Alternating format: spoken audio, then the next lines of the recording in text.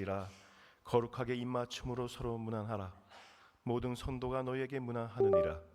주 예수 그리스도의 은혜와 하나님의 사랑과 성령의 교통하심이 너희 무리와 함께 있을지어다. 거룩하신 삼위일체 하나님, 성부 하나님의 권능이 온 땅을 주관하고 계심을 믿으며 모든 피조물과 함께 주님을 경배합니다. 성자 예수 그리스도의 구원과 사랑의 역사가 오늘도 세상을 어루만지시고 계심을 확신하며 부활에서 영원으로 이어지는 생명의 길로 저희를 인도하심을 감사드립니다. 보혜사 성령께서 교회와 성도들 가운데 은혜와 은사를 부어주심을 믿사오니 오늘도 그 은혜 안에서 감격과 진실함으로 예배하게 하옵소서. 예수 그리스도의 이름으로 기원하옵나이다. 아멘. 일어날 수 있는 분들 모두 자리에서 일어나서 찬송가 43장 함께 찬양하겠습니다.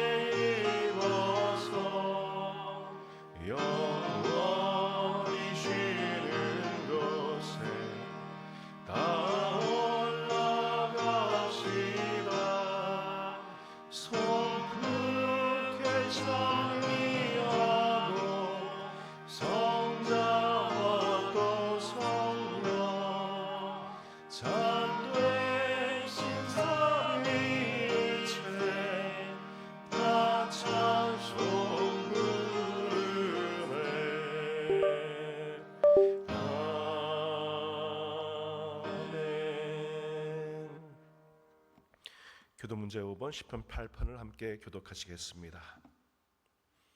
여호와 우리 주여, 주의 이름이 온 땅에 어찌 그리 아름다운지요. 주의 대적으로 말미암아 어린아이들과 젖먹이들의 입으로 권능을 세우시며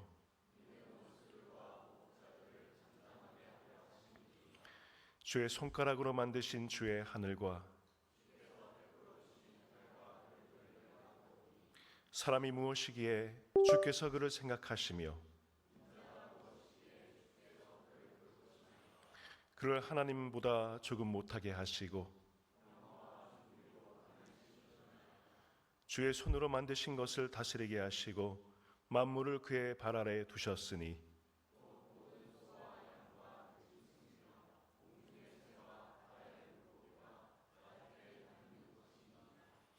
여호와 우리 주여, 주의 이름이 온 땅에 어찌 그리 아름다운지요. 아멘.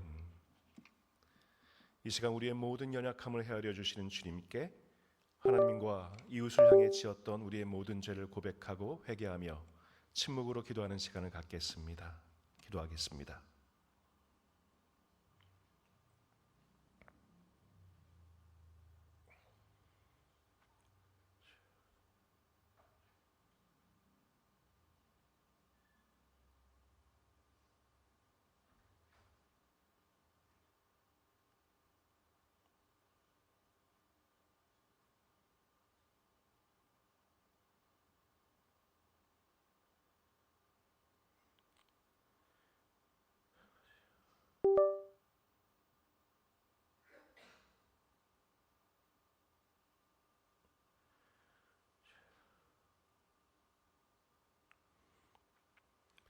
사랑하는 성도 여러분, 우리가 진심으로 죄를 자백할 때 하나님은 이 약속의 말씀대로 우리의 죄를 용서하십니다.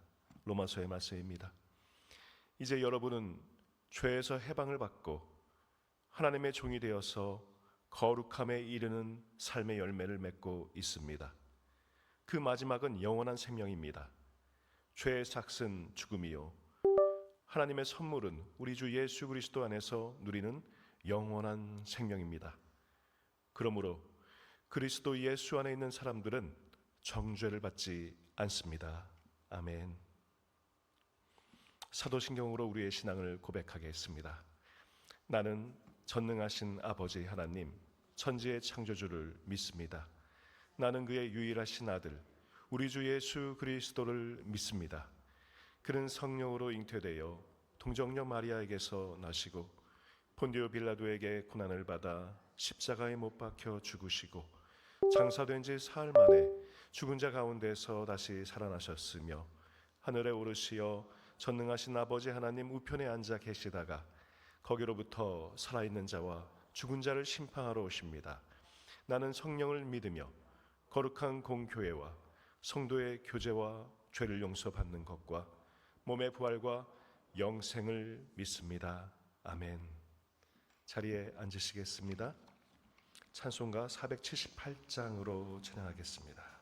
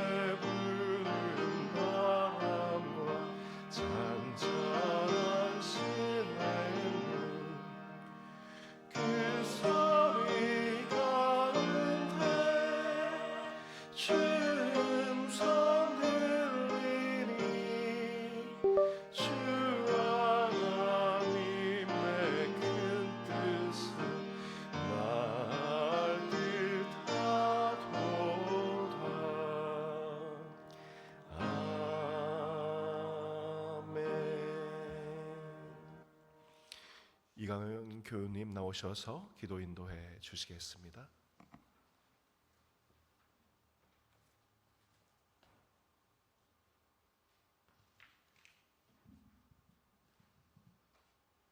기도드리겠습니다. 구하라 그러면 너희에게 주실 것이요, 찾으라 그러면 찾을 것이요, 문을 두드리라 그러면 너희에게 열릴 것이니 구하는 이마다 얻을 것이요, 찾는 이가 찾을 것이요, 두드리는 이에게 열릴 것이니라. 주님께서 성경 말씀을 통해 계속 너희가 믿음 안에서 모두 얻을 수 있다라는 확신의 말을 해주십니다. 믿음의 선지자들을 보고 말씀을 읽으며 저희는 온전한 믿음을 가지게 되길 소망하지만 믿음 생활의 욕심과 교만함, 하나님의 사랑에 대한 의심이 끼어들면서 믿음이 흔들리곤 합니다. 주님, 흔들리지 않는 믿음을 추구할 수 있도록 제 삶을 단순하게 하소서. 주님과 대화하는 믿음의 시간을 하루 일과에 꼭 넣게 하소서.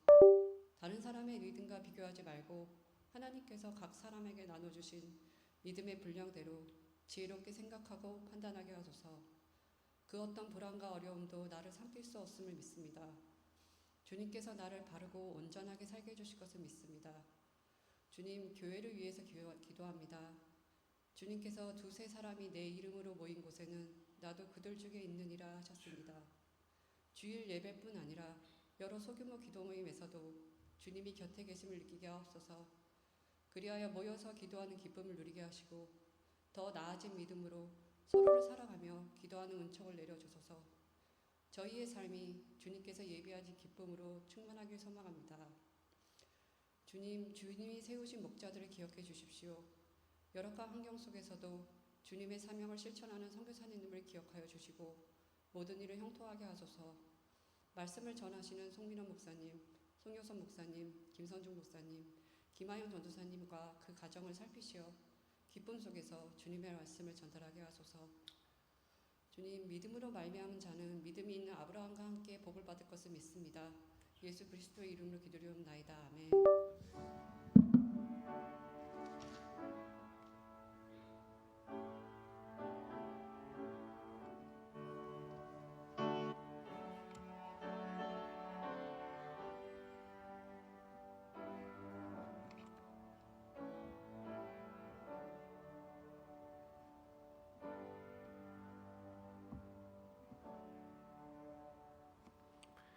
조세현 청년 성경 봉독해 주시겠습니다. 오늘 하나님께서 우리에게 주시는 말씀은 신약 성경 마태복음 6장 9절부터 13절입니다. 다 찾으신 줄 알고 이제 하나님의 말씀을 봉독하겠습니다. 이는 하나님의 말씀입니다. 그러므로 너희는 이렇게 기도하라. 하늘에 계신 우리 아버지여, 이름이 거룩히 여김을 받으시오며 나라가 임하시오며 뜻이 하늘에서 이루어진 것 같이 땅에서도 이루어지이다. 오늘 우리에게 일용할 양식을 주시옵고 우리가 우리에게 죄 지은 자를 사하여 준 것 같이 우리 죄를 사하여 주시옵고 우리를 시험에 들게 하지 마시옵고 다만 악에서 구하시옵소서. 나라와 권세와 영광이 아버지께 영원히 있사옵나이다. 아멘. 성가대의 찬양이 있겠습니다.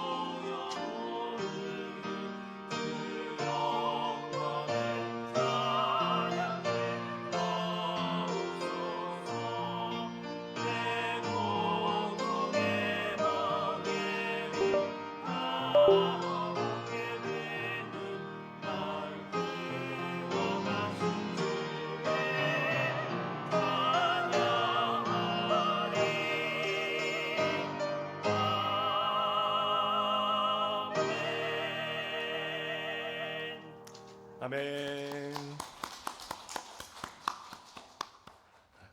찬양 감사합니다. 오늘 강사 소개를 하고 또 시작할까 합니다. 오늘 또 이미 아시는 분은 아시겠지만 우리 송일원 목사님 오늘도 좀 귀한 말씀 전해주시기 위해서 왔습니다. 여러 가지 이제 책을 저수를 했는데 오늘은 특별히 송일원 교수님이 그 인터넷에 공개 강좌를 올려놓은 것이 있습니다. 그 중에 가장 이제 많이 하는 것 중에 하나가 히브리어 강좌가 전체가 다 올라와 있습니다. 혹시 관심 있으시면 어떻게 국내에서 가장 히브리어를 잘 가르치시는 분이기 때문에 그런 공개 강좌를 들으시면서 기초를 쌓는 기회를 가지셔도 되게 좋을 것 같습니다. 그리고 또 최근에는 성서 통독에 대한 또 프로젝트를 또 하고 계셔가지고 또 많은 이 목사님들이 기대를 가지고 좀 참여하고 계십니다. 또 그런 이제 여러 가지 통찰을 우리가 배울 수 있는 기회가 오늘도 되었으면 좋겠습니다. 우리 송민호 목사님 나올 때 우리 박수로 환영하겠습니다.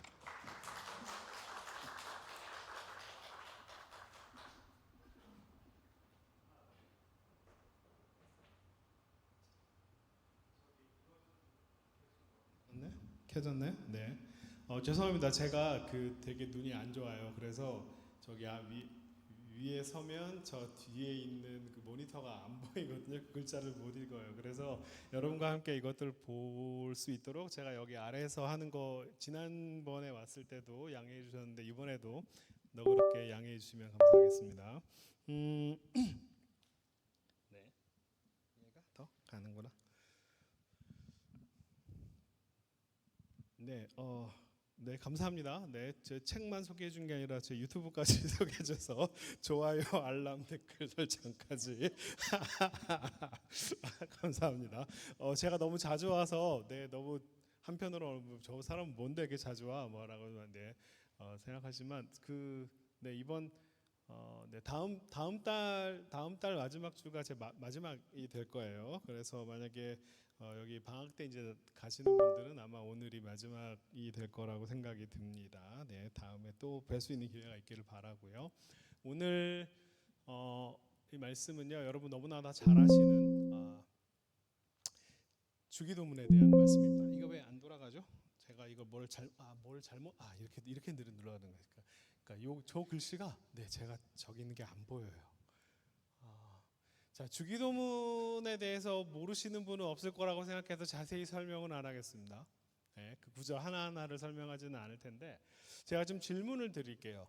주기도문을 여러분들이 매 예배 때도 이렇게 외우시고 주님께서 가르쳐 주신 기도니까 여러분 기도할 때도 많이 하시고 어떨 때는 또 뭐 이렇게 예배 끝날 때 함께 주기도문을 이렇게 함께 외우기도 하는데 제가 질문을 하나 드릴게요. 주기도문에서 가장 중요한 부분은 어딘가요?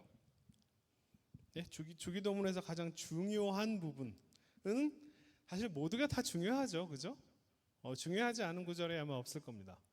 그래서 수도원의 어떤 그런 그 영성, 뭐 사막 교부들도 그렇고 수도원 영성들을 보면 이 주기도문의 한 구절 한 구절들을 가지고 정말 하루 종일 묵상하는. 예를 들면 하늘에 계신 하늘에라고 하는 단어부터 묵상을 하는 거예요. 하나님께서 하늘에만 계시는 건 아니겠죠. 이 땅에도 계시고 우리 가운데도 계시고 그래서 그리고 또 우리 아버지의 우리라고 하는 표현에 대해서도 또 깊이 묵상을 합니다. 나의 하나님, 나의 아버지이시기도 하고 그다음에 당신의 아버지이시기도 하고 그다음에 또 우리의 아버지, 특별히 또 우리의 아버지라고 하는 의미는 또 무엇일까? 그리고 또 아버지라고 하는 표현, 하나님은 남성적인 면이 있지만 남성은 아니시죠. 여성적인 면도 있고 어머니적인 면도 있습니다. 그럴 때 우리가 하나님을 아버지라고 고백하는 것이 어떤 의미일까? 뭐 이런 것에 대한 생각이 들고 그다음에 또 이름이 거룩히 여김. 도대체 하나님의 이름이 거룩히 여김을 받는다면 도대체 무슨 말인가? 뭐 이런 거에 대한 모든 한 구절 한 구절을 아주 깊이 있게 묵상할 수 있어요. 다 중요하지 않은 구절이 없습니다. 자, 근데 약간 질문을 좀 바꿔볼게요. 모두가 다 중요한 부분이긴 한데 질문이 뭐냐면 이거예요. 그러면 이 주기도문에서 설명이 필요한 부분은 어디 있을까요? 어떤 면에서는 모든 구절이 다 설명이 필요할 수도 있습니다. 그러니까 이름이 거룩히 여김을 받는다는 게 도대체 무엇인가? 뭐 이런 고민들, 하나님의 뜻이, 하늘의 뜻이 땅에서 이루어진다면 무슨 의미인가? 다 이렇게 어떤 설명들이 사실은 엄밀한 의미에서 필요할 수도 있는데, 예수님이 이 말씀을 하시고 나서 바로 그 뒤에 덧붙여서 설명하는 구절이 있어요. 그게 뭐에 관한 거냐 하면 바로 이 구절이에요. 우리가 우리에게 죄 지은 자를 사하여 준 것 같이. 우리의 죄를 사하여 주옵시고에 대한 설명이 아니에요. 우리가 우리에게 죄 지은 자를 사하여 준 것 같이라고 하는 그 말에 대한 해설과 설명이 바로 이 마태복음 9절 바로 뒤에 바로 붙어 있어요. 바로 뭐냐 하면 이겁니다. 너희가 사람의 잘못을 용서하면 너희 하늘 아버지께서도 너희 잘못을 용서하려니와 너희가 사람의 잘못을, 자, 이건 다 내용이 뭐예요? 뭐에 관한 거냐 하면 우리가 우리에게 잘못한 사람을 용서하는 것에 관한 이야기가 바로 뒤에 덧붙여져 있어요.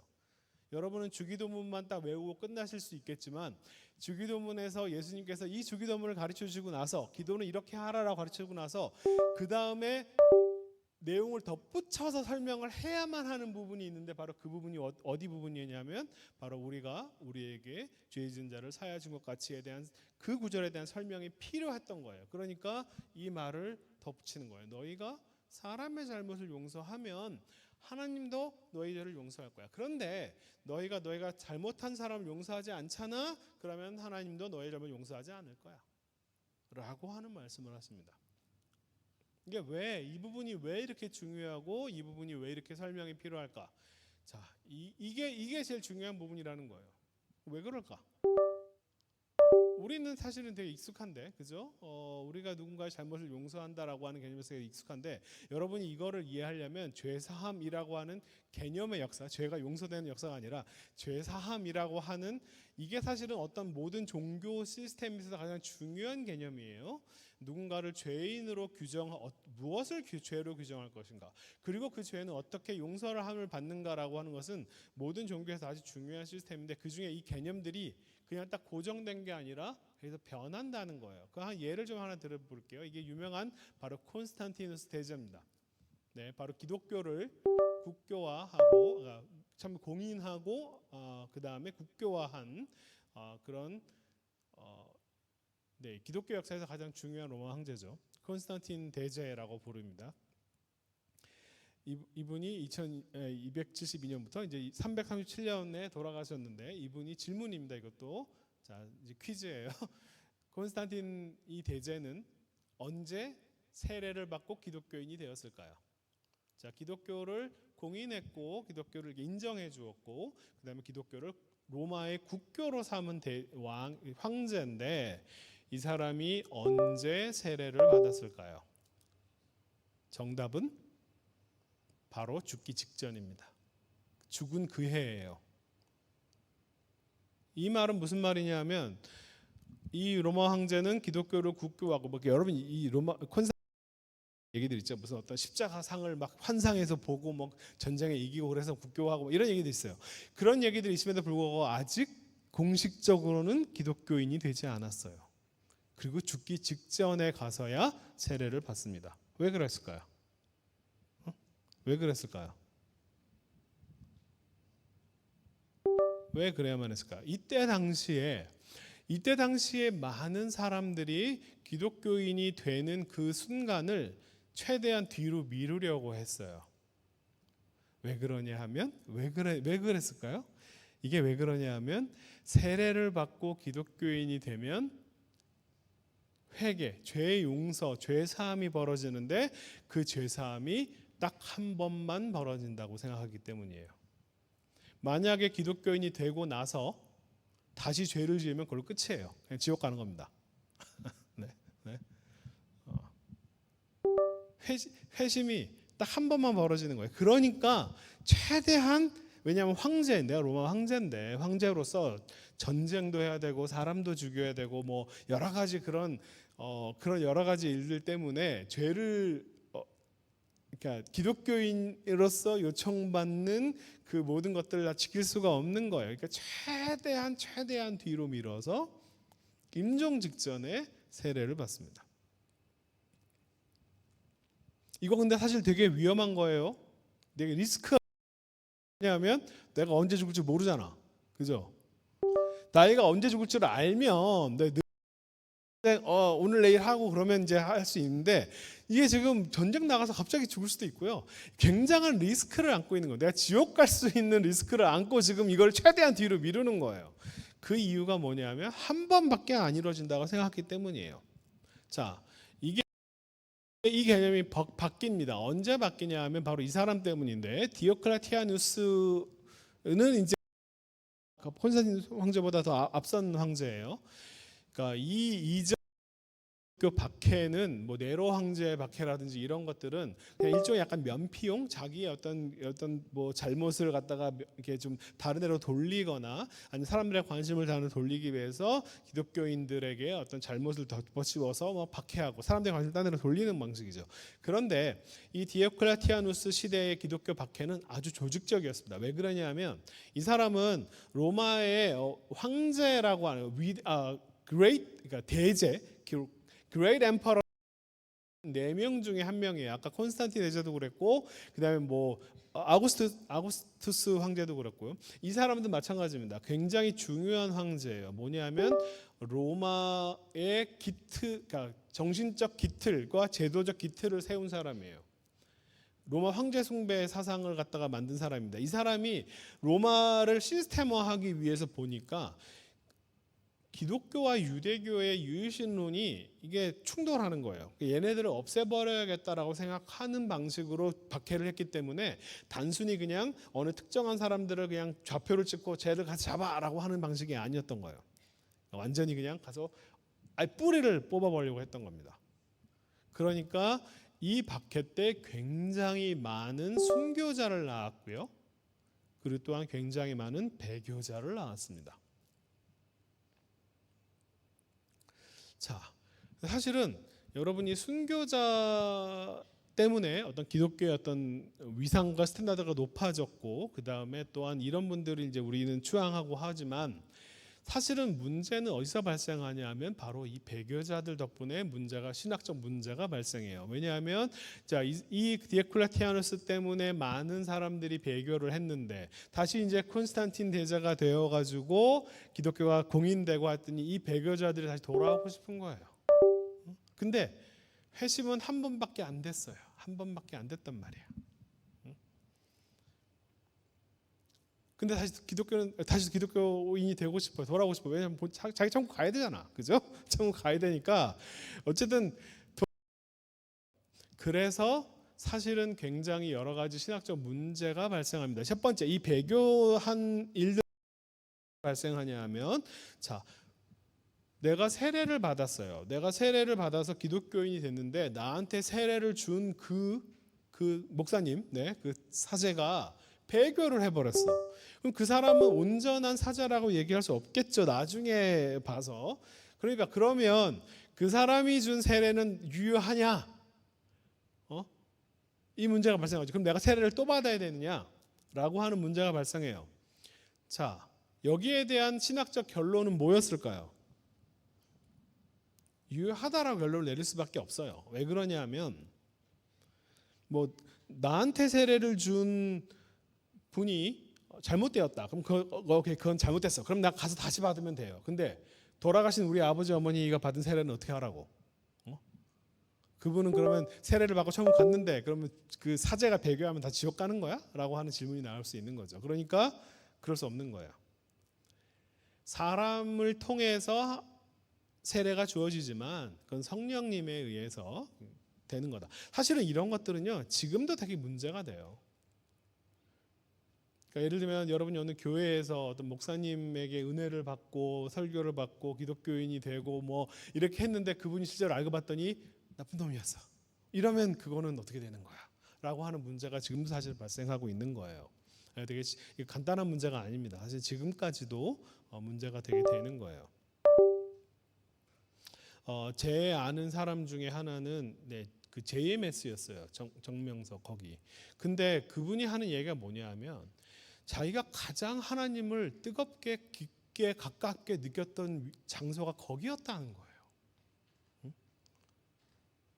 거기서 만난 사람들이 정말 사랑이 넘쳤고 자기가 정말 인생에서 너무 힘들었을 때 그 JMS에서 만난 사람들이 자기한테 가장 큰 위로가 되었다는 거예요. 나는 거기서 하나님을 봤어요라고 얘기를 하는 거예요. 그러면 그 사람이 얘기하는 그 사람의 하나님 경험은 그럼 가짜냐라고 얘기하는 쉽게 얘기할 수 있는 문제가 아니에요. 이거 되게 어려운 얘기입니다.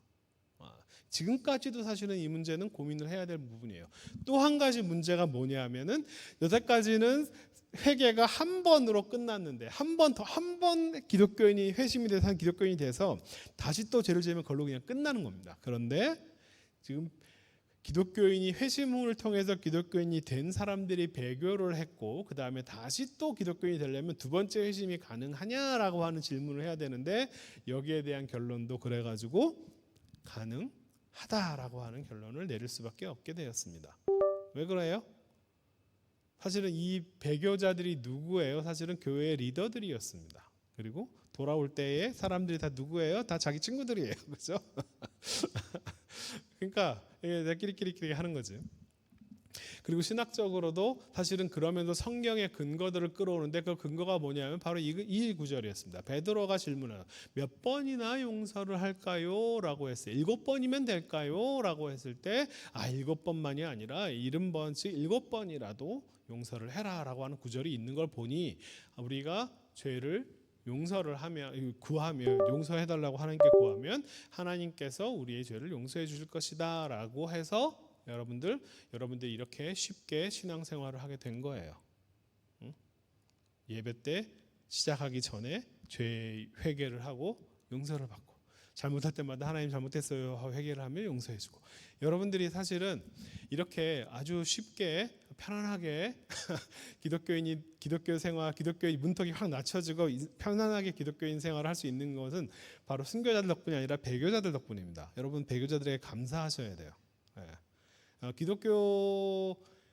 그러니까 전 순교자의 날이 있는데 왜 배교자의 날은 없을까? 사실은 이분들이 진짜 중요한 분들인데 배교자들을 여러분께 진짜 감사하셔야 돼요. 여러분이 신앙생활 진짜 편하게 기독교의 문턱을 확 낮춰주신 분들이에요. 그러니까 이분들에게 진짜 고마워하셔야 됩니다. 순교자들은 여러분 별 고마울 일이 없어요. 그분들은 너무 우리의 그 기준 높이주신 분들이고 우리가 하나님을 믿을 수 있게 해주신 분들은 바로 배교자들 덕분이다라고 생각하시면 되겠습니다. 항상 감사하게 생각하세요. 이분들에게. 자, 성경 안에서 죄사함이라고 하는 개념들이 고정됐다라고 생각하시면 좀 곤란한 게, 자 여러분 이게 왜 예수님 시대에 이게 왜 문제가 되는지 한번 생각해 보세요. 여러분 모세오경 구약을 한번 잘 생각해 보세요. 예수님 시대의 사람들은요 지금 우리 같은 사람들이 아니라 바로 구약 성경만 읽었던 사람들이라고 생각하시면 돼요. 이 구약 성경에 특히나 모세오경에 죄 용서라고 하는 것이 사람에 의해서 주어진다라고 하는 이야기가 존재하냐는 거예요. 없어요. 죄 용서는 어떻게 가능하냐 하면 속죄죄라고 하는 제사 행위를 통해서 가능합니다. 그렇죠? 네. 그래서 레위기에 이런 표현이 있죠. 누구든지 하나님께서 하지 말라라고 하는 금령 중에 하나라도 어기면 그러면은 어떻게 하냐 하면은 사람마다 좀 달라요. 제사장이나 이스라엘 회중 같은 경우는 이제 수송아지를 그다음에 족장 같은 리더들은 순염소, 평민들은 좀 더 할 수 있는 거 형편에 따라라고 했기 때문에 좀 더 이렇게 가난한 사람들은 가난한 방식으로 하나님께 제사를 드림으로써 그래서 하나님께 제물을 드림으로써 죄가 용서된다라고 하는 개념은 있어요. 근데 구약에 아무리 봐도 사람이 사람의 죄를 용서할 수 있다라고 하는 말은 없어요. 제가 찾아본 바로는 가장 유사한 구절이 뭐냐면 욥기에 나오는 구절입니다. 욥의 친구들이 욥에게 잘못했다라고 하나님께서 판결을 내리시면서 욥한테 욥의 친구들에게 이렇게 얘기하죠. 만약에 욥이 너희들을 위해서 기도해 주면 내가 너희를 용서해 주겠다. 아니면 아니고. 이렇게 얘기합니다. 그때도 마찬가지로 죄 용서는 하나님이 해주시는 것이 욥이 하는 것은 아니에요. 엄밀한 의미로 보면요, 그게 가장 비슷한 구절이지 그 외에는 인간이 인간의 죄를 용서한다는 개념이 없어요. 특히 죄는 어떻게 제사장이 키페르 속죄라고 표현하는데 히브리어로 보면 달라요. 제사장이 키페르라고 하는 행위를 통해서 하나님이 하나님이 죄 용서를 해주는 겁니다. 그 죄 용서라고 하는 단어가 히브리어로 살라흐인데 이 단어의 모든 주어는 하나님이에요. 구약 성경의 전체에서요. 하나님이 주어로 등장합니다. 하나님만이 죄를 용서할 수 있는 거예요.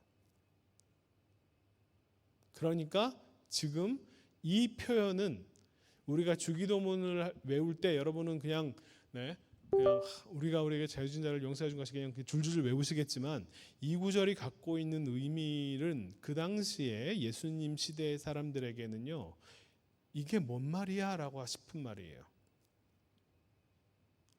아니, 우리에게 잘못한 사람을 우리가 용서해 준다니 이게 무슨 말이지? 라고 할 만한 구절이에요. 그러니까 거기에 대한 설명을 해주시는 장면입니다. 예. 그러니까 지금 예수님과 복음서에서 이렇게 하죠. 네, 중풍병자를 데리고 와가지고 예수님께서 이렇게 말씀하십니다. 너는 죄사함을 받았다라고 얘기를 하니까 사람들이 거기에 대해서 이 사람이 지금 하나님을 너의 죄가 너의 지금 병이 나았다라고 얘기한 것 때문에 사람들이 화가 나는 게 아니에요. 뭐 때문에 지금 이렇게 뭐가 사람들을 트릭하는 게 뭐였냐 하면은 너의 죄가 용서되었다라고 하는 이야기들을 듣고 갑자기 이 사람들이 지금 이 사람이 지금 뭔 말을 하는 거야? 아니 지금 죄 용서를 지금 누가 제사 방식을 거쳐가지고 하나님이 해주신 것도 아니고 갑자기 그냥 어떤 사람이 야 너의 죄가 용서되었어라고 이야기를 하는 그 장면이에요.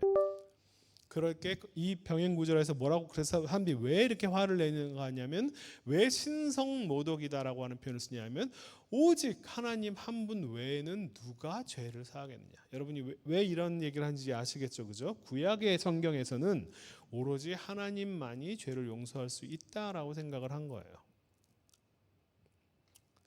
똑같이 누가복음에서도 마찬가지죠. 이 신성모독하는 자가 누구냐 도대체?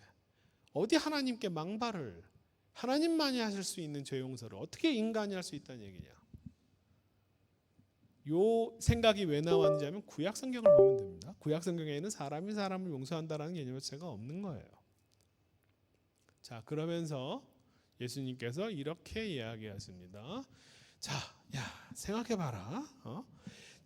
너의 죄가 용서되었다라고 이야기하는 거하고 일어나 걸어가라 라고 하는 것 중에 어느 것이 쉬우냐? 여러분 어떤 게 더 쉬운 것 같아요? 어떤 게 더 쉽습니까? 이게 학자들이 여기에 대해서 굉장히 많은 말을 합니다. 신학 주석서를 보면 이게 어렵다 저게 어렵다 되게 말을 많이 하는데요. 이게 사실은 그 당시 상황 속에서 이해해야 돼요. 사람이 병이 고쳐지는 것은 당연히 드문 일이고 극히 드문 일이지만 벌어지지 않은 일은 아니었습니다. 간간히 그런 일들이 있긴 있어요. 근데 사람이 사람의 죄를 용서한다라고 하는 이 개념은 들어본 적이 없는 개념이에요. 이게 생각조차 해보지 못한 사람들인 거지. 자, 그러니까 그 당시 사람들은 뭐냐면은 죄하고 중풍병이라고 하는 것을 연결해서 생각하기 때문에 그래? 그러면 저 사람의 그 중풍병이 나으면 그러면은 제 죄가 용서되었다는 것을 증명으로 하는 거죠. 자, 날 때부터 소경된 자를 보고 사람들은 누구의 죄 때문입니까? 라고 병과 죄를 연결해서 생각했던 그런 사람들에게 예수님께서 이 말씀을 하시는 거예요. 그랬을 때 사람들이 보고서 놀라는데 물론 병이 나은 것을 보고도 놀랐겠지만 그거보다 더 큰 것은 뭐냐면 바로 죄가 용서되는 순간 그것을 보고 기겁을 하는 거예요. 왜냐하면 생각조차 못 해본 일이 벌어진 거기 때문에 그렇습니다. 무리가 보고 그래서 여기서 중요한 건 뭐냐면 인자가 세상에서 죄를 사하는 권능이 있는 줄을 이렇게 얘기해서 인자라고 하면 우리는 인자는 예수님 이렇게 생각을 하겠죠, 그죠? 근데 사실 여러분들 오늘 그 교동문 할 때 인자가 무엇이가 한데 그때 그 인자가 예수님이셨나요? 예수님이었나요? 아니요, 사람이에요. 그죠? 일반적인 사람을 나타내는 표현입니다. 사실 아담의 후손이란 표현인데 아담의 후손은 다 사람이죠, 그죠? 그러니까 인자라고 하는 개념은 두 가지 개념이에요. 하나는 신약 성경에서는 예수님을 특별히 가리키는 메시아를 가리키는 하나님의 아들을 가리키는 표현이기도 하겠지만 사실 일반적인 사람을 가리키는 표현으로 구약부터 쭉 그렇게 사용되어 오는 표현이에요. 여기서 인자를 만약에 우리가 많은 신약학자들은 이 인자를 예수님으로 이해합니다. 만약에 이렇다면 일반적인 사람이 아니라 예수님이 신적 권위를 가지고 죄를 용서할 수 있는 권위를 갖고 있는, 그래서 예수님은 곧 하나님이다라고 하는 것을 증명하는 예수님의 신적 계시를 나타내는 표현이 돼버립니다. 그러면 죄 용서는 누가 할 수 있냐 하면은 하나님만이 할 수 있는 것이고, 또한 하나님이신 그리스도만 할 수 있는 것이 돼버려요. 그러면 예수님이 우리한테 왜 도대체 너의 잘못한 사람을 용서해라라고 하는 표현을 왜 자꾸 그렇게 많이 얘기할까요? 성경에서. 이게 예수님의 신적 권위를 나타내는 표현이라면 예수님이 왜 그렇게까지 우리한테 용서하라고, 용서는 하나님만이 할 수 있는 것이고 예수님만이 하실 수 있는 거라면 우리한테 왜 주기도문 이렇게 기도하라라고 하면서 너의 잘못한 사람을 너에게 용서해 줘라고 하는 얘기를 왜 이렇게 자꾸 반복하도록 만들까요? 그래서 이 표현이, 인자라고 하는 표현이 만약에 예수님 한 번만을 의미한다면 사실은 이것은 우리한테는 그렇게 큰 대단한 이야기를, 구약의 이야기랑 별 차이가 없는 이야기예요. 그런데 이 뒤에 바로 나오는 이야기들을 보세요. 그래서 그가 일어나 집으로 돌아가는 걸 보고 무리가 그것을 보고서는 두려워하며 이런 권능을 사람에게 주신 하나님께 영광을 돌리니라. 이때의 사람이라고 하는 표현이 예수님 한 분이라고 해석할 수도 있겠지만 제가 원문을 가져왔어요. 이거는 헬라어로 그리스어로 되어 있는 건데요. 이 맨 마지막에 있는 노란색으로 써 있는 게 토이스 안스로포이스예요. 뭐냐면 사람들에게 이러한 권세, 어떤 권세? 병을 고치는 권세가 아니라 죄를 사하는 권세를 사람들에게 주신 하나님께 영광을 돌렸다예요. 사람들에게입니다. 토이스 안스로포이스. 복수 맞죠 이거? 단수 아니죠, 그죠? 네. 제가 거짓말하는 거 생각할까 봐. 그리스어 아시는 분들, 토이스 안트로포이스는 사람들에게입니다. 복수예요. 우리말로 사람에게라고 번역하니까 예수님 한 분을 가리킨 모양이라고 생각하겠지만 아니에요. 물론 사람들이 착각했다라고 생각할 수도 있겠죠. 예수님 한 분이 그런 권세를 갖고 있는 건데 사람들은 그때 보고서는 이 죄 사함의 권세가 사람들에게로 그러면 성경이 그 다음에 사람들은 이렇게 알았지만 사실은 이건 예수님을 얘기하는 표현이야라고 수정해줘야 되는데 그렇게 수정하지 않아요. 사람들에게, 사람이 사람의 죄를 용서할 수 있다라고 하는, 이게 바로 이스라엘 역사에서 이스라엘 어떤 종교사에서 가장 혁명적 사건입니다. 사람이 사람의 죄를, 그러니까 사람들에게 이것이 충격으로 다가온 거고 하나님을 모독하는 것이다 라고까지 얘기할 수 있는, 이렇게 반응이 왜 나오냐 하면 이런 걸 생각해 본 적이 없기 때문이에요. 우리는 너의 죄를 사하노라, 드라마에서도 이렇게 얘기를 하고 서로 내가 너 용서해 줄게 이런 말을 쉽게 하지만 예수님 시대의 사람들은 어느 누구도 죄 용서가 사람에 의해서 될 거라고 생각을 못 해본 거예요. 그렇기 때문에 이것이 굉장히 충격적인 이야기입니다. 자, 이게 지금 베드로가 멍청해가지고 죄를 몇 번이나 용서합니까? 라고 이런 질문을 왜 하냐 하면요, 이게 베드로가 멍청해서 이런 얘기를 하는 게 아니고 몇 번이나 용서를 하냐 이 문제를 알고 싶은 게 아니라 왜 이런 질문을 하는 거야. 제자들이 자꾸 죄 용서에 관한 질문을 자꾸 하는데 왜 그러냐면 그런 게 뭔지를 경험해 본 적이 없기 때문에, 생각해 본 적이 없기 때문이에요. 사람이 사람의 죄를 용서한다라고 하는 개념 자체를 생각해 본 적이 없기 때문에 이 질문을 계속 하는 거예요. 그러면 한 번만 용서하면 되는 거예요? 이렇게 질문하는 거죠. 그러면서 예수님이 비유로 빛 한 감에 대한 비유로 얘기합니다. 이 죄 용서를 이제 경제적인 문제로만 치환해서 얘기하는 것을 좋아하지 않아요. 왜 그러냐면 예수님은 그 당시 사람들이 이해할 수 있는 언어로 비유로 설명을 했는데 사람이 사람의 죄를 용서할 수 있다라고 하는 개념을 사람들이 생각하지 못하니까 그거 말고 너희들 있잖아. 너한테 누가 너 돈 꿔준 사람 있잖아. 그 사람 못 갚았을 때 그 죄 정적으로 네가 그냥 안 받을 수 있잖아. 그거랑 똑같은 거야 라고 설명해 주는 거예요. 인간이 인간의 죄를 용서한다라고 하는 개념을 생각해 본 적이 없지만 너희들 빚진 사람 그냥 빚 탕감해 준 적 있지? 그러면 그것과 이해하면 돼라고 해서 이 개념을 쓰는 거예요. 10,000달란트 빚진 자, 뭐 우리나라 현대어로 뭐 어떤 분은 뭐 6조, 뭐 60조 뭐 이런 식으로 계산하더라고요. 엄청나게 상상할 수도 없는, 한 사람이 진 빚으로는 상상할 수도 없는 돈이 10,000달란트래요. 그 정도 빚진 사람에게 용서를 해줬습니다, 주인이. 그런데 그 사람이 자기한테 100데나리온. 100데나리온은 그것도 한 몇백만 원 되는 걸로 알고 있어요. 몇백만 원, 몇천만 원 정도 되는 걸로 알고 있습니다.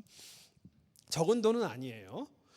하지만 그 정도 빚진 사람에게 가가지고 똑같이 상황합니다. 네. 아, 나는 정말 좀 갖고 싶지만 정말 돈이 없어요.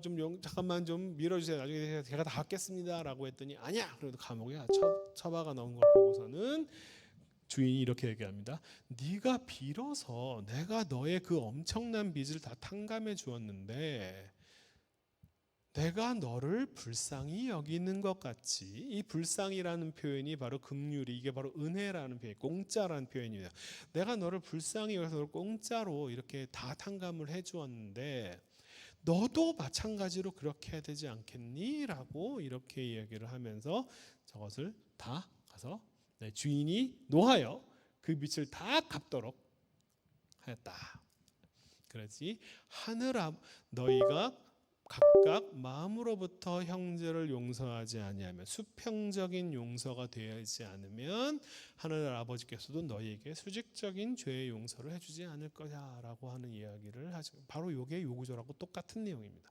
예수님이 이 구절을 왜 반복적으로 여러 가지 비유를 통해서 똑같은 이야기를 왜 반복하느냐? 이 개념이 그 당시 사람들에게는 처음 들어보는 이야기예요. 낯선 이야기입니다. 그러니까 이 주기도문에서 이 구절이 제일 중요한 구절이에요. 그러니까 설명이 필요한 구절입니다.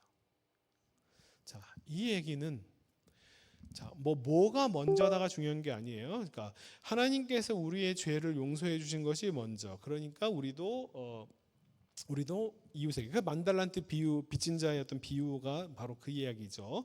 하나님께서 우리를 먼저 용서해 주셨기 때문에 우리가 누구의 잘못한 것을 누가 나한테 잘못한 것을 용서해 준다. 이거는 수직적인 죄 용서가 먼저, 그 다음에 뒤따라오는 수평적인 죄 용서. 그 다음에 지금 주기도문 같은 경우는 뭐냐면은 너희가 너에게 잘못한 사람을 용서하지 않으면 하나님께서 용서하지 않을 거야라고 하는 표현이니까 마찬가지로 수평적인 죄 용서가 먼저. 이게 순서가 별로 중요한 건 아니에요. 순서가 중요하지 않습니다. 중요한 건 뭐냐면 이 두 가지가 긴밀하게 연결되었다는 거예요. 수평적인 죄 용서와 상관없는 수직적인 죄 용서라고 하는 것이 존재하지 않는다는 거예요. 이게 굉장히 중요한 개념입니다. 이게 뭐에 중요하냐면, 이것이 왜 그 당시 사람들에게 위협이 된 위험한 이야기냐 하면은, 만약에 이런 식으로 죄 용서가 진행이 된다면 성전이 필요 없습니다. 제사를 따로 드릴 필요가 없어요. 제사장이 필요 없습니다. 아니, 나의 죄가 용서되는 과정이 어떻게, 내가 누군가를 용서해주면 내 죄가 용서된다라고 하는 이렇게 시스템이 돌아가 보면, 그 당시 이스라엘이라고 하는 종교 시스템을 유지하고 있던 모든 속죄에 관련된 모든 시스템이 다 필요 없는 거예요. 성전을 다시 지으려고 애쓸 필요도 없는 거고요. 제사장 가문을 유지하려고 애를 쓸 필요도, 제사장의 권위도 필요 없고, 그 수많은 수송아지, 염소, 비둘기 다 필요 없어요. 자, 예수님보다 이것을 먼저 했던 사람이 누구냐면 세례 요한이죠. 세례 요한이 왜 위협적이었고 왜 목이 잘릴 정도로 그렇게 위험한 상태였냐 하면은, 성전에서 제물을 드림으로써 죄 용서가 되는 게 아니라, 그냥 요단강 강에서 그냥 세례를 받으면 용서가 돼라고 하는 것 자체가 얼마나 위협적인 이야기예요. 이러면 종교적 권위, 죄 용서 사람들을 뒤흔드는 종교적 지도자들은 사실은 너희들 다 필요 없어라고 하는 이야기니까요. 자기 존재 가치와 존재 의의를 다 없애버리는 얘기예요. 그러니까 혁명적인 얘기라고 제가 얘기를 하는 겁니다. 바로 이 구절이에요. 이런 방식으로 죄가 용서된다는 거예요. 너희가 잘못한 사람을 용서해주면 하늘 아버지께서도 너희 잘못을 용서해 줄 거야. 너희가 용서하지 않잖아? 그러면 하나님도 너희 죄를 용서하지 않을 거야. 이런 방식으로 죄사함이 이루어진다라고 하는 이야기를, 여러분 구약 성경을 아무리 뒤져봐도 이런 얘기가 없습니다. 그러니까 사람들이 이런 개념을 모르는 거예요. 그러니까 열심히 이 얘기를 하는 거죠. 그래서 이 구절이 제일 중요한 거예요. 우리가 우리에게 진 죄를 사하여 준 것 같이 우리의 죄를 사하여 주옵시고. 여러분 기도문에서 이 구절을 읽을 때마다 그냥 대충 넘어가지 마세요. 이 구절에 갖고 있는 그 힘을 이해하셔야 돼요. 그래서 저기 여러분 저도 이거 참 많이 좋아하는 찬양인데 되게 웅장하고 멋있죠. 주기도문송. 내 하늘에 계신 아버지 되게 웅장하고 멋있는데 제가 이걸 보면서 한 가지 너무 안타까운 게 있어요. 이게 뭐가 빠졌는지 잘 보세요. 네? 이름 거룩하사 뜻이 이루어지이다. 일용할 양식을 주시고 자 우리의 큰 죄 용서해. 그냥 죄가 아니라 큰 죄만 작은 죄는 아니고 큰 죄 용서. 자 이 뭐가 빠졌냐 하면요. 다 나한테 뭘 해주세요만 들어가 있어요. 내가 뭘 하는 건 빼버렸어요. 물론 이게 뭐 원문 이게 원래 영어 노래를 뭐 번역한 것일 수도 있는데 원문엔 다 들어가는지 모르겠지만 우리 말에서는 이제 글자 수를 맞추다 보니까 너무 길어져 가지고 뺐을 수도 있겠어요. 하지만 무엇인가를 뺐다는 건요 그게 별로 중요하지 않다라고 판단한 것 같아요. 여기 사실은 제일 중요한 건요 나의 죄가 용서해 주세요라고 하는 기도문보다 더 중요한 것은 내가 누군가에게 나의 잘못한 사람을 용서해라라고 하는 그 표현이 사실 더 중요한 건데 이게 좀 안타까운 게 뭐냐면 가장 중요한 핵심 구절을 빼먹었어요. 그게 중요한지 몰랐던 거죠. 왜 그러냐면 우리의 신앙은 되게 수직적이기 때문에 그래요. 하나님 우리에게 일용할 양식을 나한테 일용할 양식을 주세요. 하나님 내 죄 용서해 주세요. 하나님 나 시험에 들게 하지 말아주세요. 하나님 나를 악에서 구해 주세요. 나한테 뭐 달라고 하는 것만 강화되었기 때문에 이 주기도문에서 가장 중요한 내가 누군가의 죄를 용서하라라고 하는 이 개념을 별로 필요 없다고 뺀 것 같아요. 그렇게 중요하지 않은 개념을 생각했던 것 같아요. 그래서 한 가지 안타까운 겁니다. 자, 사람이 사람을 용서할 수 있다라고 하는 개념. 두 번째는 뭐냐면 수평적인 죄의 용서와 수직적인 죄의 용서가 아주 긴밀히 연결되어 있다. 이 개념이 바로 이 말 구절에 다 포함되어 있는 거예요. 이게 엄청난 이야기들입니다. 이 이야기들을 여러분 영화에서 이 수직적인 죄의 용서와 수평적인 죄의 용서가 긴밀히 연결되어 있다라고 하는 것을 정말 잘 보여주는 예가 있는데 그 중에 한 예가 뭐냐면 영화 밀양이라고 하는 영화예요. 여러분 보신 분도 계시고 안 보신 분도 계실 텐데 제가 간단하게 이야기를 하면 이제 전도연 이 신혜 이름도 신혜예요. 믿음과 사랑인가 신혜라고 하는 이 여자가 남편이 죽어서 너무 이제 남편의 고향인 밀양에 어린 아들과 함께 둘이서 이사를 옵니다. 그런데 이사를 와서 곧 자기 아들이 유괴를 당하고 그 유괴범에 의해서 아들이 살해를 당하는 끔찍한 고통에 처해요. 그 어려운 와중에 이 여자가 교회를 다니고 기독교인이 됩니다. 그리고 신앙을 갖게 되고 하나님의 그 크신 사랑을 경험하면서 어떤 마음이 들었냐면 내가 이 사람을 나의 정말 끔찍한 나의 정말 눈에 넣어도 아프지 않을 그 아들을 죽인 그 유괴범을 용서해야겠다라고 하는 그 마음이 들어서 용서를 하기로 아주 굳은 결심을 하고 가서 이야기합니다. 나는 당신을 용서하기로 했습니다. 거기에 대해서 그 사람이 너무나 평안한 마치 목사님 같은 얼굴을 하면서 자매님 나는 이미 마음의 평안을 얻었습니다. 하나님께서 이미 나의 죄를 용서해 주셨어요. 그러니까 자매님도 그렇게 힘들어하지 마시고 가서 마음의 평안을 얻으세요 라고 얘기를 합니다. 이 말이 신의 영혼을 무너뜨려요. 그때 나온 이야기가 뭐냐면 이겁니다. 그 인간은 이미 용서를 받았다는데 그래서 마음의 평화를 얻었다는데 내가 그 인간을 용서하기도 전에 어떻게 하나님이 그 인간을 먼저 용서할 수 있냐고. 자, 여러분이 갖고 있는 기독교 신학적 입장에서 생각해 보면 내가 누군가한테 잘못을 저질렀어요. 그런데 그 사람한테 용서를 구하지 않고 하나님에게 용서를 구하면 죄가 용서받는다라고 하는 시스템이 된다면 이 사람하고 아무런 상관이 없이 죄 용서가 되는 이 과정을 지금 정확하게 그걸 얘기하고 있는 거잖아요. 그러면 이 영화는 뭘 이야기하고 있냐면 수평적인 죄의 용서와 관련이 없는 철저히 차단된 수직적인 죄의 용서가 가능하냐라고 그걸 질문하는 거였어요. 기독교 신학의 약한 부분들을 건드리는 겁니다. 우리 예수님의 이야기는 전혀 그런 이야기가 아니에요. 전혀 반대의 이야기입니다. 수평적인 죄 용서와 수직적인 죄 용서가 긴밀히 연결되어 있다라고 얘기를 하시는 거예요. 근데 이 사람은 지금 이 감옥에 있는 사람은 나는 하나님께 죄 용서를 이미 받았어요. 너랑 상관없이.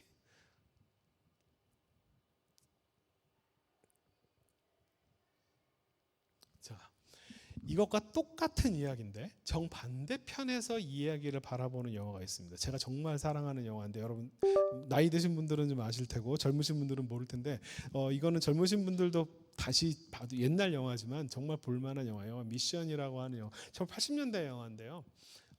여기서 로버트 드니로가 젊었을 때의 모습이 나옵니다. 로버트 드니로라고 하는 이 사람은 브라질 남미의 노예 상인이에요. 노예 상인. 로드리고 멘도자라고 하는 이름으로 등장하는데 노예 상인이에요. 노예 상인으로서 막 나쁜 짓을 많이 하고 다니는 거죠. 그 나쁜 짓이라고 생각도 못 하고 남미의 노예들을 사람들을 원주민들을 잡아다가 노예로 팔고 이러는 거예요. 어느 날 자기가 막 그렇게 돌아다니고 왔더니 어떤 일이 벌어졌냐면 자기의 애인인가 부인인가 모르겠는데 자 기억이 안 나는데 자기의 여자와 자기 남동생이 바람이 난 거예요. 그러니까 이 사람이 눈이 돌아버려서 자기 남동생한테 결투를 신청하고 그래서 그 남동생을 자기 친동생을 죽입니다. 이게 그 당시에는 법이 제대로 안 되어 있는지 어쨌든 정당한 결투에 의해서 되었기 때문에 이 사람이 감옥에 가거나 이럴 만한 문제는 아니었는데 법적으로는 죄를 아무도 묻지 않아도 이 사람은 자기 혼자 아주 끔찍한 죄의식에 시달리기 시작합니다. 자기가 동생을 죽인 거에 대해. 그래서 스스로 감옥 같은 곳에 스스로 자기를 가둬요. 그러면서 자기는 죄인이라고 그렇게 괴로워하고 있는데 그때 이제 가브리엘 스도사가 와서 이렇게 하지 말고 하나님이 당신의 이미 그렇게 열심히 당신이 이렇게 고행하고 이런 걸 보면서 하나님이 이미 당신의 죄를 용서했을 거야라고 이렇게 이야기를 하면서 이제 자기와 함께 그 원주민 선교를 함께 가자라고 이렇게 얘기를 합니다. 이 사람은 그 선교지로 가는 가는 길에 그냥 가지 않고 자기는 바로 노예 상인으로서 자기가 남동생한테만 잘못한 게 아니라 정말 수도 없이 많은 사람에게 죄를 저질렀구나라고 하는 걸 깨닫고 자기가 노예 상인으로서 입었던 그런 갑옷들과 이런 모든 것들을 갖다가 다 자기의 죄의 짐이라고 표현하죠. 죄의 짐이라고 이렇게 묻고 그 고행하듯이 올라가요. 특별히 이구아스 폭포, 전 세계에서 가장 큰 폭포 중에 하나라고 알고 있는데 그 폭포를 수직으로 이렇게 막 올라가는 장면이 마치 수직적인 죄의 용서를 간구하는 한 사람의 모습처럼 보여요. 이거 한번 좀 볼게요, 여러분들. 이 멋진 장면이 뭐냐면 바로 수직적인 죄의 용서와 수평적인 죄의 용서가 어떤 식으로 진행이 되는 건지를 보여주는 장면이에요.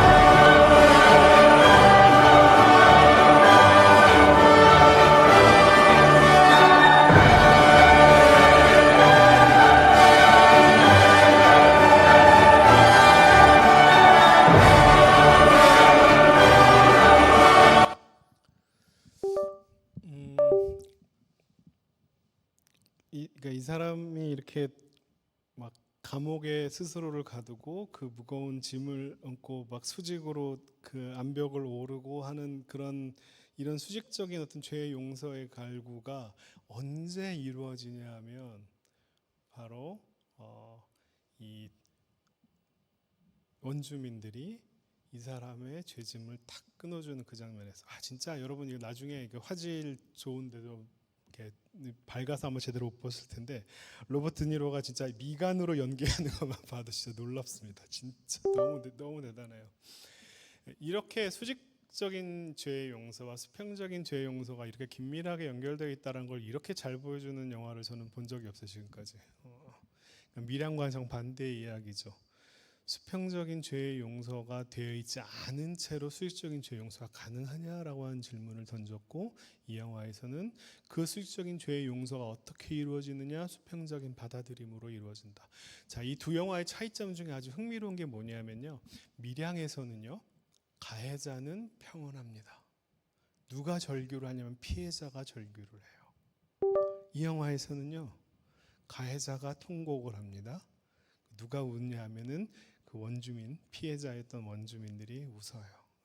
물론 모두가 다 웃지는 않아요. 거기 한 아이 하나가 무표정하게 자기 부모를 죽인 원수인 저 사람에 대해서 용서하지 않는 표정으로 무표정하게 바라보는.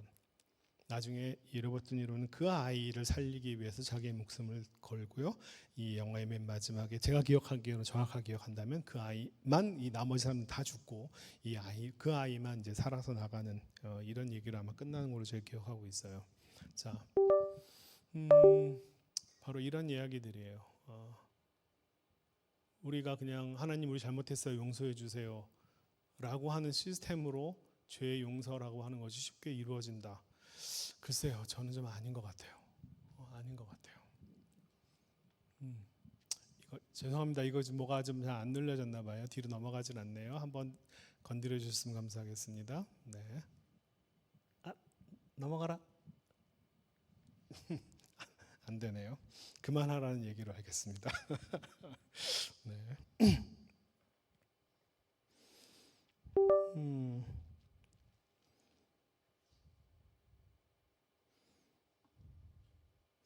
자, 여러분들이 앞으로 주기도문을 다 넘어가나요? 다시 한번.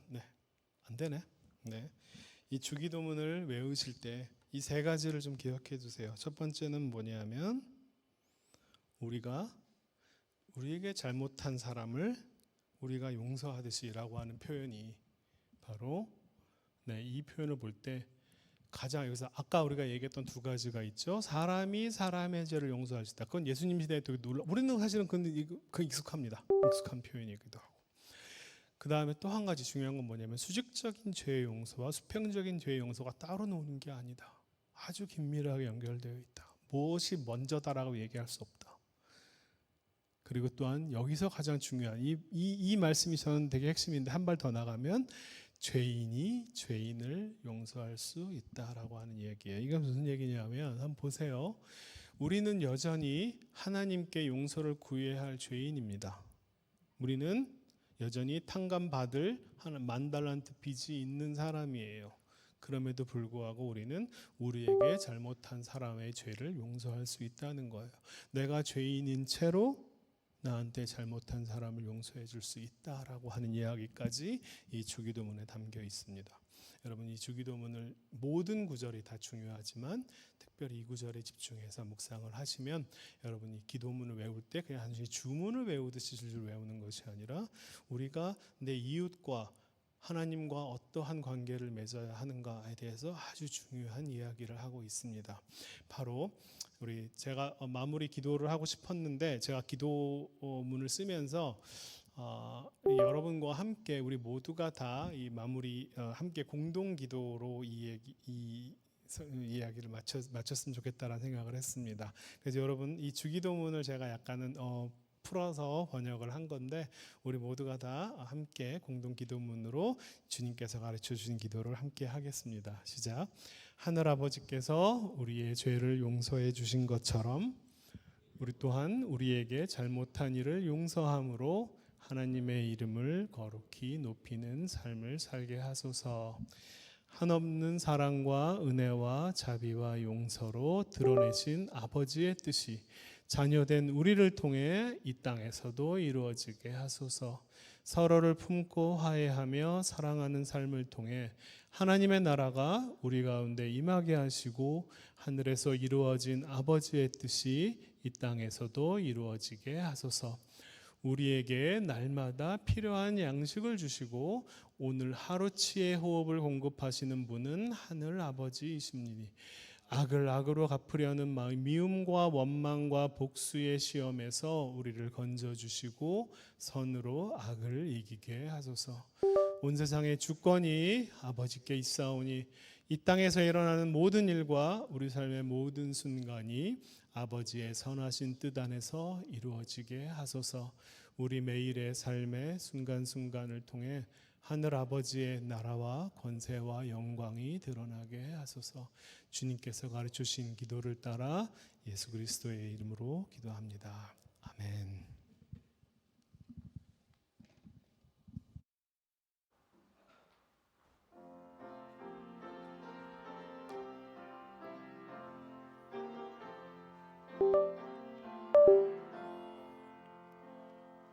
이 말씀 따라 사는 동안 지치지 않게 하시고 이 말씀 따라 사는 동안 주님 나라 이루소서.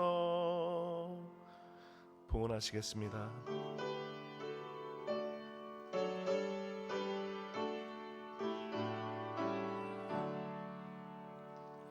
내게 있는 모든 것을 아낌없이 드리네.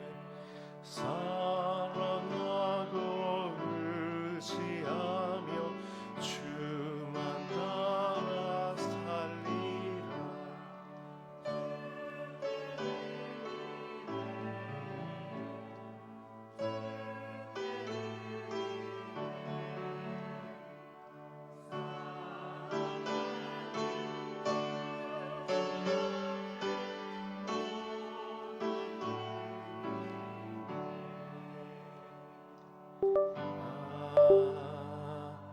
네, 기도하겠습니다. 사랑과 은혜가 풍성하신 하나님 아버지, 아버지라 부르며 나올 수 있는 은혜를 주시고 독생자를 내어주심으로 죄지은 저희를 사하여 주신 크신 사랑 앞에 감사와 헌신의 예물을 올립니다. 주님, 아버지의 이름을 부르며 아들의 은혜로 살아가며 성령의 인도하심 안에서 기도할 수 있음이 저희에게 주어진 가장 크고 놀라운 선물임을 고백합니다. 주님, 저희는 마땅히 용서해야 할 자리에서도 굳게 손을 움켜쥐었고 마땅히 손을 내밀어야 할 때에도 두려움과 교만 속에 머물렀던 연약한 죄인임을 고백합니다.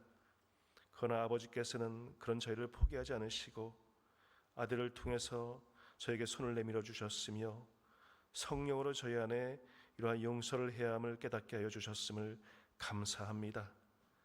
오늘 그 주님의 죄 사함에 이끌려 이 예물을 드리오니 저희의 손을 떠난 이 작은 헌신이 화해하게 하시고 위로하시는 은혜와 아픔에게 닿게 하옵소서. 또한 보이지 않는 곳에서 수고하는 이들에게 평상을 지키는 손길마다 하나님의 위로가 또한 전해지게 하옵소서.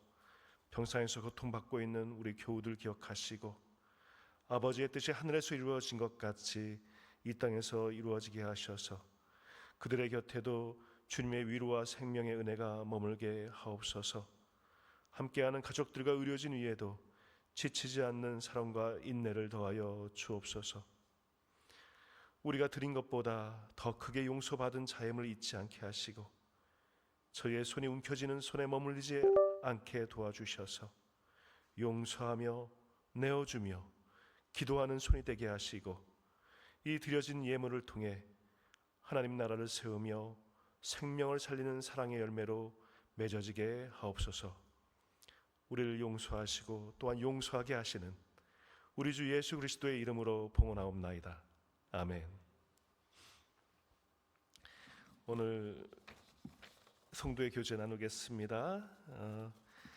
오늘 예배에 참여하신 모든 교우분들 그리고 유튜브를 통해 주님의 이름으로 환영하며 축복합니다. 우리 좌우에 계신 분들과 인사하겠습니다. 환영합니다. 축복합니다. 사랑합니다. 축복합니다. 이게 손도 좀 이렇게 한번 좀 해주시고 사랑합니다. 예, 창피하시죠? 적응할 때가 되었는데 예, 사랑합니다. 축복합니다. 하트를 날려주시기 바랍니다. 오늘 말씀 전해주신 소민호 목사님 또한 또 귀한 말씀 또 전해주셔서 감사합니다. 예, 다음 주에는 우리 친교 모임에 6월 생일자 축하 순서가 있으니 주변에 있는 생일 맞으신 분들 꼭 참여하시기 바라고 함께 오시기 바랍니다. 그리고 정기 운영위원회가 다음 주에 있습니다. 이제 자리에서 일어나셔서 파송의 말씀을 나누겠습니다. 예수 그리스도 안에서 새 생명을 얻은 여러분에게 권고합니다. 게으른 사람들을 훈계하고 소심한 사람들을 격려하며 약한 사람들을 붙들어주고 모든 사람들을 인내로 대하십시오. 여러분 중에서는 악을 악으로 갚는 사람이 하나도 없도록 하고 언제나 남에게 선을 행하도록 힘쓰십시오. 항상 기뻐하십시오. 늘 기도하십시오. 어떤 처지에서든지 감사하십시오. 이것이 그리스도 예수를 통해서 여러분에게 보여주신 하나님의 뜻입니다. 아멘. 우리 1절만 찬양하고 축도하겠습니다. 그 크신 하나님의 사랑 말로 다 형용 못하네. 저 높고 높은 별을 넘어 너희 낮고 낮은 따위에 죄와 영원으로 그 아들도 내사 삼으시고 죄 용서하셨네. 하나님 계신 사랑을 증량 다 못하네. 영원히 변치 않은 사랑 성도 찬양하세.